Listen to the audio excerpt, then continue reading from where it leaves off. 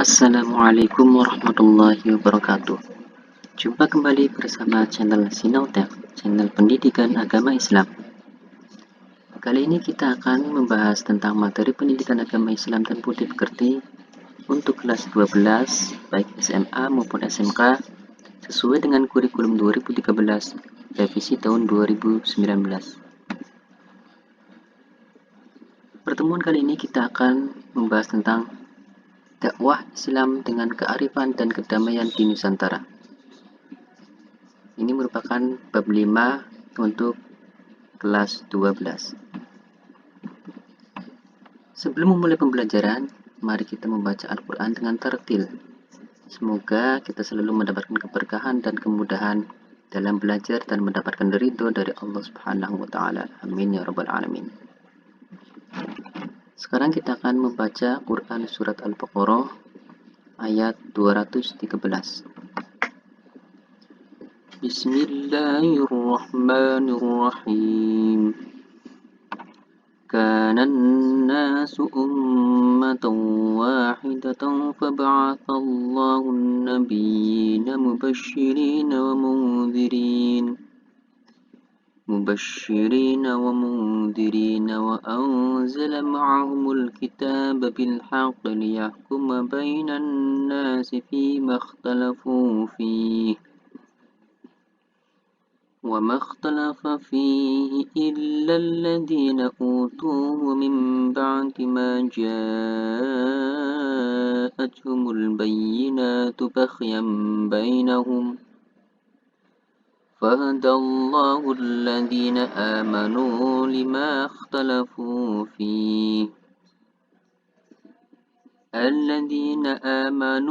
اختلفوا فيه من الحق بإذنه Wallahu yahdi man yasha'u ila siratim mustaqim. Shadaqallahul azim. Masuknya Islam di Nusantara. Islam masuk ke Nusantara melalui dua jalur, yaitu yang pertama jalur utara dengan rute dari Arab, yaitu Mekah dan Madinah, kemudian Damaskus, Baghdad, Gujarat atau pantai barat India, Sri Lanka hingga ke Nusantara. Sedangkan jalur yang kedua yaitu jalur selatan dengan rute dari Arab, Yaman, Gujarat, Sri Lanka hingga Nusantara. Dalam waktu yang tidak terlalu lama, Islam tersebar ke seluruh kepulauan Nusantara. Hal itu disebabkan antara lain karena beberapa hal sebagai berikut. Yang pertama, adanya dorongan kewajiban setiap muslim dan muslimah untuk berdakwah. Kedua, adanya kesungguhan hati dan keuletan para juru dakwah untuk berdakwah secara terus-menerus. Ketiga, persyaratan untuk memasuki Islam sangat mudah, yaitu dengan mengucapkan dua kalimat syahadat. Keempat, ajaran persamaan hak dalam agama Islam. Yang kelima, raja-raja Islam yang ada di berbagai wilayah Nusantara ikut melaksanakan kegiatan dakwah Islamiyah. Beberapa strategi masuknya Islam di Nusantara. Yang pertama, yaitu perdagangan. Islam masuk ke Nusantara melalui strategi perdagangan. Kemudian yang kedua, yaitu strategi pernikahan.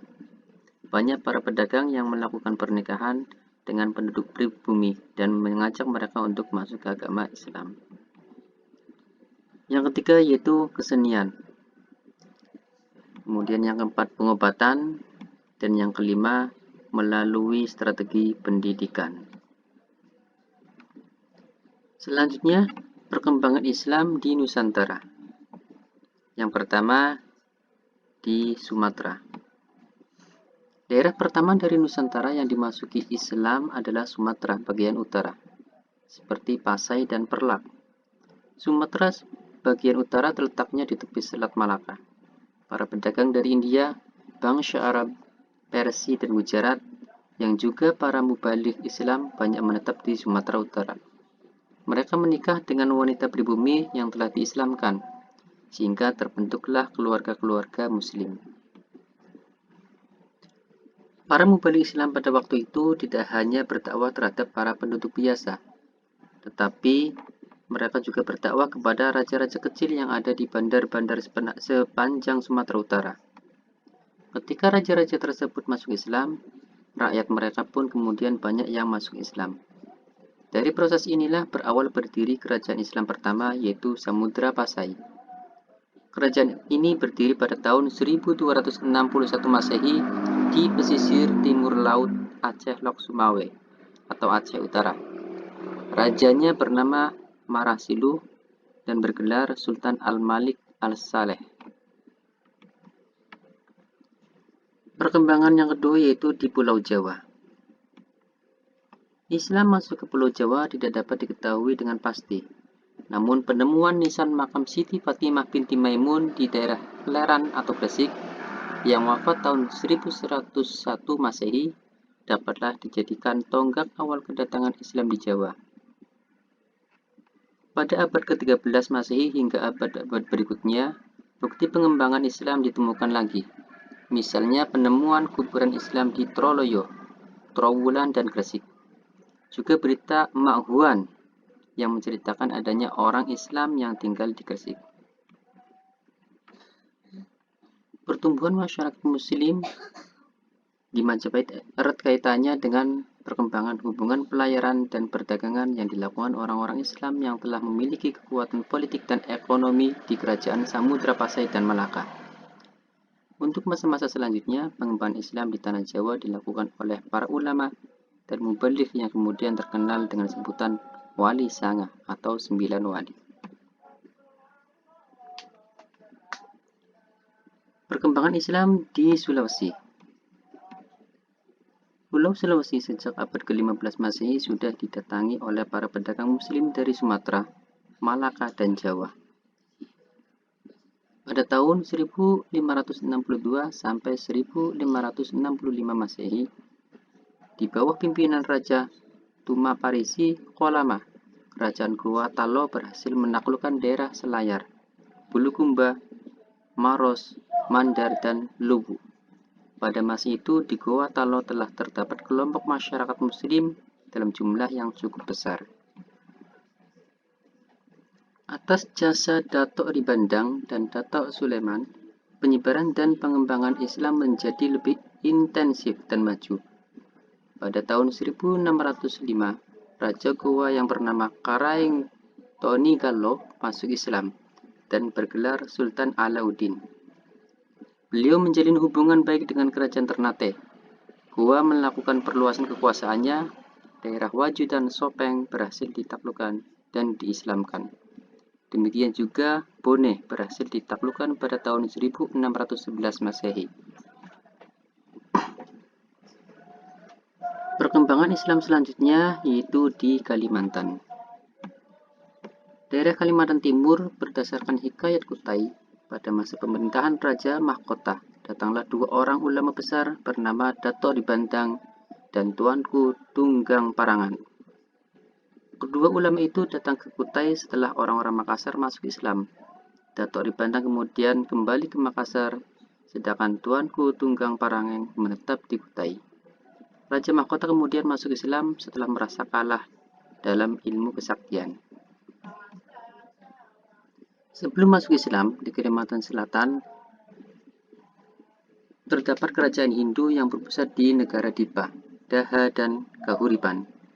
Berdasarkan Hikayat Banjar, Pangeran Samudra meminta bantuan kerajaan Demak, yaitu Sultan Trenggono, untuk memerangi kerajaan Daha dengan perjanjian apabila kerajaan Daha dapat dikalahkan, Pangeran Samudra beserta rakyatnya bersedia masuk Islam.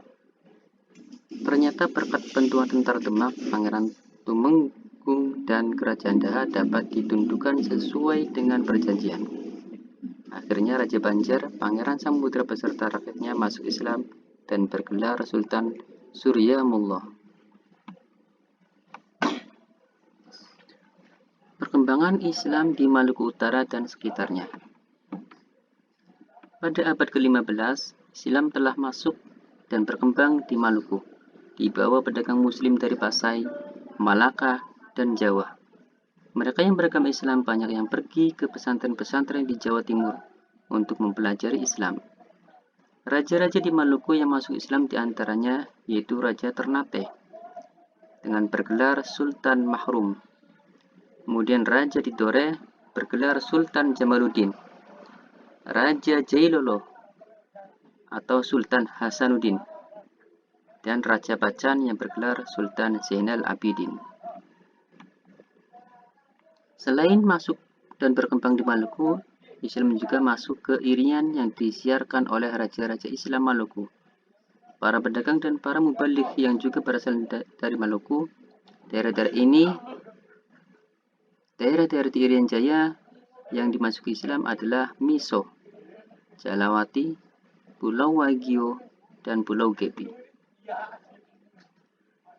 Itulah materi bab 5 tentang perkembangan agama Islam di Nusantara, dan masih akan dilanjutkan pada bagian yang kedua, yaitu tentang Wali Songo.